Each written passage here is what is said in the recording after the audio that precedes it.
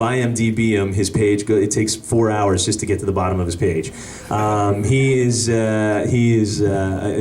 was an idol of mine when I was growing up because he played Freddy in Scooby-Doo, and now he plays Scooby-Doo and Freddy. Don Mezek doesn't do it anymore.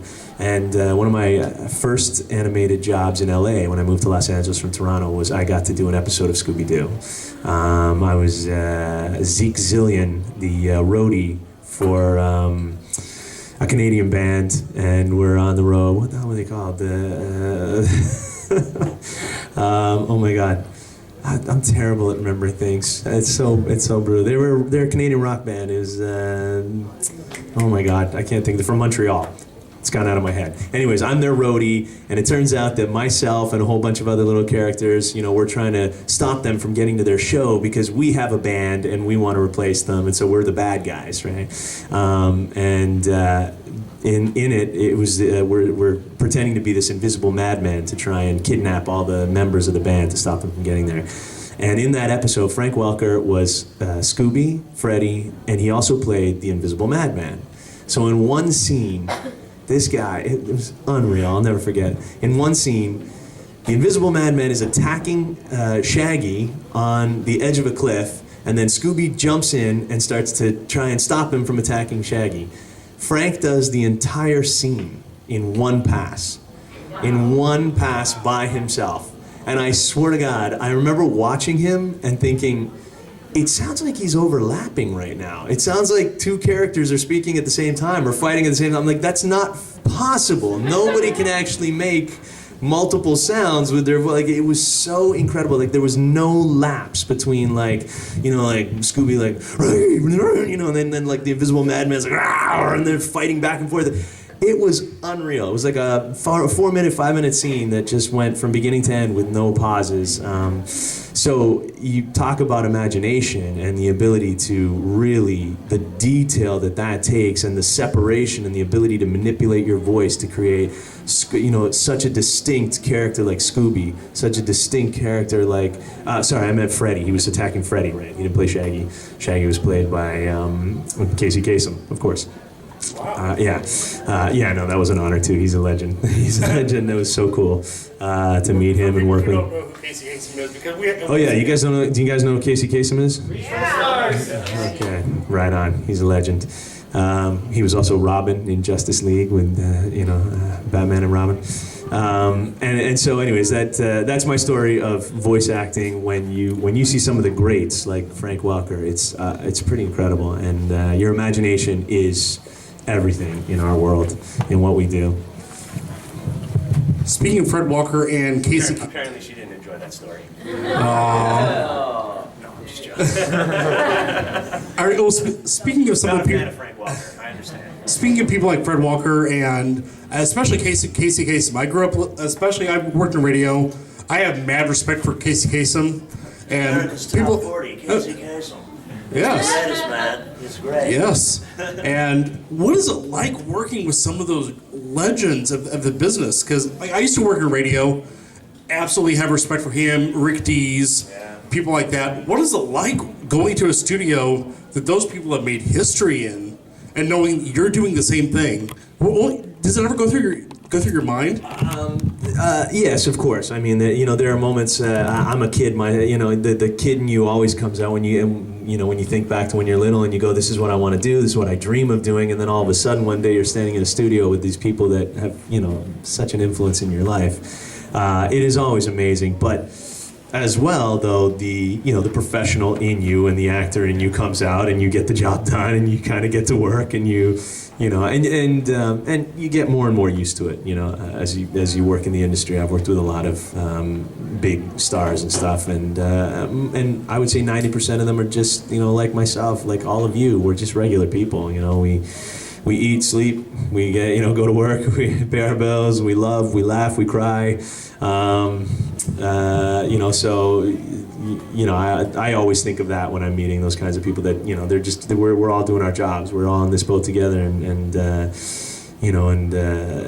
but absolutely, for me, people like Casey Kasem and Frank Welker, it's such an honor. I'm actually friends with Jim Cummings, who's Winnie the Pooh. I'm friends with and Tigger, and I'm friends with Billy West, who's like was an icon to me. Ren and Stimpy, Futurama. A good friend of mine is Phil Lamar, who's done you name it. Phil's been in everything. He's Futurama. Like one of my best friends, Carlos Alazraki, who's Fairly Odd Parents, Rocco's Modern Life. Yeah, Carlos is a legend. He was the Taco Bell Chihuahua. Yo quiero Taco Bell. He's great, man. I mean, it's funny because we're all, at the end of the day, we're all working stiffs too. You know what I mean? We get up in the morning, we go to work, and sometimes you're not feeling well, and you got a cold, and you're like, I gotta get my voice up here, and I can't get my voice much higher than this. Yeah. Go ahead. I have two questions. The first one is, apparently you like to play the villains more than the good guys. Why do you like to play the villains more than the good guys? And also, have you ever mentioned Samuel Vincent? I have not met Sam. He's a voice actor too. Yeah, I don't know. I don't know who that is. Sorry. I don't know who that is. Oh wow. Sorry. He's Canadian too. I hope I didn't break your heart. I don't know. I apologize. But part of the... Just because he's from Canada doesn't mean he knows everybody who is Canadian. Oh, he's Canadian. Oh, then of course I know him. No, I'm just kidding. You should have just said his first name. We don't use last names in Canada. We all know. We just go by first names. And you say Vincent up there, and everybody's like, right, Vince Corazza. And they don't even say Corazza. They just know who I am. No, I'm just joking. Your question was, why do I like playing villains more than heroes or more than good guys? Just because they're more fun. I mean, let's be honest, right? Who doesn't want to cause trouble and get away with murder? Although we never get away with murder. We never get away with it. Drats, foiled again. Not even in Canada? There is no crime in Canada. What are you talking about? Hey, listen, up there, we don't have any crime. We just play hockey. We settle it on the ice. Come on. Hey.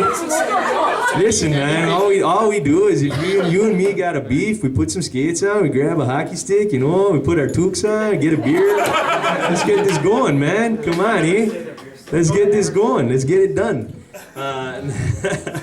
No, villains are just awesome, right? Who doesn't love a villain? There's also, oftentimes for me, I think part of the reason, too, I enjoy playing villains, I don't want to say more. That's an unfair thing. And it's always fun to play a hero, too. And fans tend to love the heroes more and root for the heroes. So that's always fun. You love to see people like the characters that you play.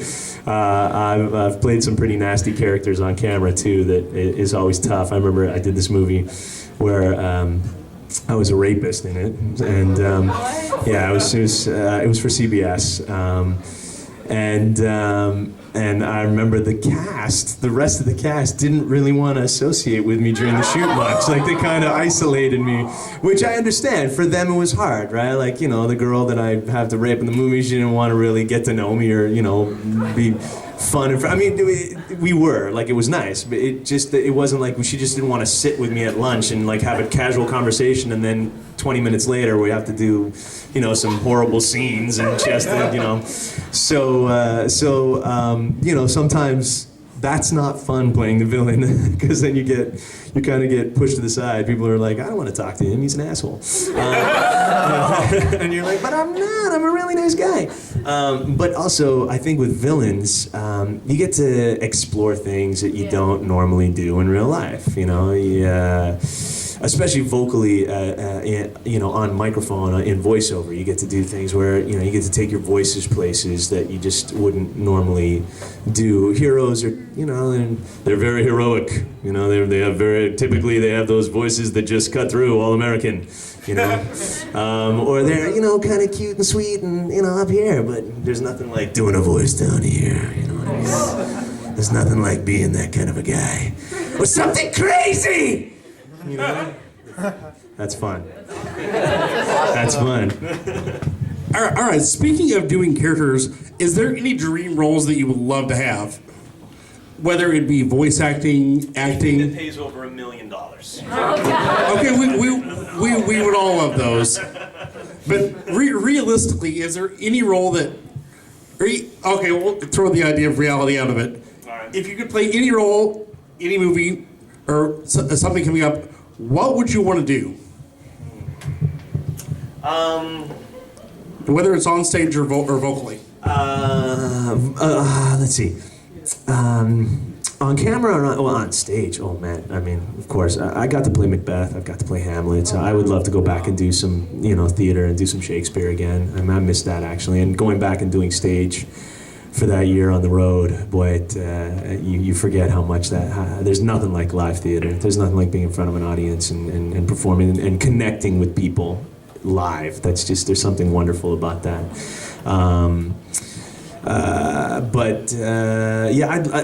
stage, in musicals, I've always wanted to play the role of Javert in Les Mis. I would love to play that role. Yeah, that's a dream role of mine. Many years ago, living in Toronto, I was offered to play the role of Roger in Rent. Yeah, in Toronto, and at the time I was. I have to say that I'm a big fan of the show Rent. Yeah, Rent is a great show. It's a very powerful show. It's a very poignant, powerful, wonderful show that really, really I feel it had a huge impact on the theater that we watch nowadays. Modern theater, and also just the story. It's a powerful, powerful story. Jonathan Larson was brilliant, wasn't he? Yeah. And I at the time I was busy doing other things. I was sort of very much focused on my film, TV, and voiceover career, and I just didn't feel like I wanted to sign a year contract and kind of do that at that point. And then it never really came back around, and it's kind of one of those biggest regrets too. I would love to have done that, and now I've got the grays starting to come in, and I don't think I'll ever get the chance to play it. I could maybe sing it one day, but I would never get the chance to play it. And, I'm a little too old now. I get to get the walker. I'll be there in 2 more seconds. So musically, I think that's something I'd love to do. Just a second. I don't think Roger would do good with the walker, especially La Vie Boheme. Yes, exactly. And on camera, I don't know. I mean, I think for me, the whole reason I became an actor when I was a little kid was James Bond. Yeah, Skyfall coming up. Coming soon.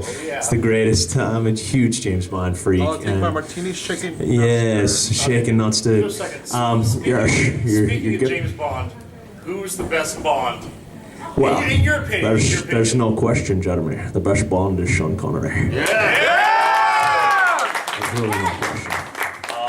Yeah, he's the greatest. He's my influence too. That's what I grew up watching with Sean Connery and Dr. No and Goldfinger, the 2 movies that I saw, and I was like, I remember I think I was maybe 10 years old and I watched those movies and I was like, I want to be a super spy. And then my next thought was, that's not possible. So then I need to be an actor so I can play a super spy. And that's literally how that conversation went in my head at 10 years old. I swear to God, I can still remember it to this day, watching Dr. No on TV. And I actually remember thinking that, going, I want to be a super spy. But thank God I was smart enough to realize that could not happen. And because that would have been a wasted effort trying to be a super spy. And so that's why I became an actor. But I'll never get to play Bond. I'm not British. I mean, it's just not going to happen. You know what I mean? And plus, Daniel Craig is way too hot, right? He's awesome, right? He's awesome. Even my wife says that, So, but that would be a dream role, of course, to play Bond. I do hope one day, one of my dreams is to maybe be a villain, a Bond villain. That would be cool. And then vocally, voiceover-wise, I don't know. I don't know. I mean, I think I would love to play Wolverine or Spider-Man. Those are 2 of my favorite characters of all time, and I would love to, play do Scooby-Doo or Shaggy or something like that, just because they were such influences on me. But I'm sure there's people out there that do it better than I do. And one of my dream characters too is the Tasmanian Devil from Bugs Bunny. How much fun is that? Come on, man. The guy doesn't even say anything. I mean, he doesn't no words are